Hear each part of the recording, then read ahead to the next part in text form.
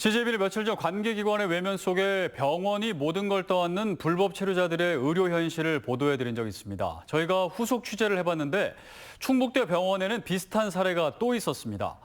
불법 체류자일지라도 찾아온 환자는 치료를 해야 하는 게 병원에 마땅한 도리지만 치료가 끝난 후까지 알아서 하라는 게 우리의 현실입니다.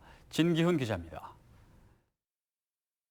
지난해 8월 심근경색으로 입원해 의식을 찾지 못하고 있는 필리핀 국적의 50대 남성 A씨. 더 이상 병원이 손 쓸 수 있는 게 없고 치료비를 받을 수도 없는 상태에서 가까스로 본국 송환이 결정됐습니다.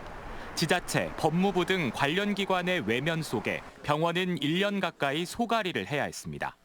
병원 의사, 간호사 그리고 행정직원을 다 동원을 해서 모든 과정을 다 책임을 지게 하는 거죠. 이게 제일 힘들었던 것 같아요. 그러니까 병원이 기꺼이 나서서 이분들을 살려야 되겠다. 이런 마음을 먹게 될 수 있을지가 참 걱정이 됩니다. 거의 회복됐는데도 퇴원을 못하는 불법 체류자도 있습니다. 지난 4월 뇌출혈로 입원한 중국 국적의 B씨는 지난달 말 퇴원했지만 보호시설을 찾지 못해 당일 병원으로 되돌아왔습니다.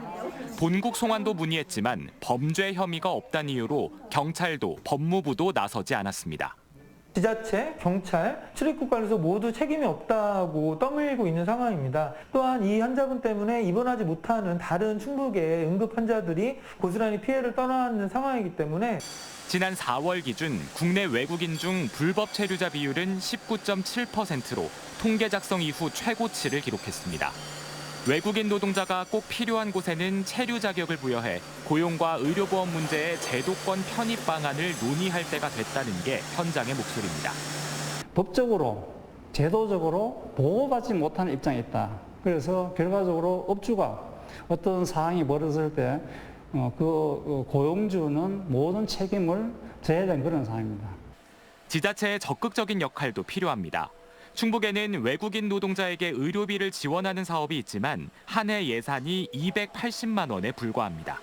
5개 기관이 이런 부분들을 협의해서 조금씩 일을 맡아서 역할을 하면 충분히 케어할 수 있다. 그리고 장기적으로는 이주민들의 쉼터 이런 것들도 지원을 해서 병원이 모든 걸 감수하는 불편한 진실을 언제까지 모른 채 덮어둘 게 아니라 합리적 해결책을 찾기 위한 공론화가 시급합니다.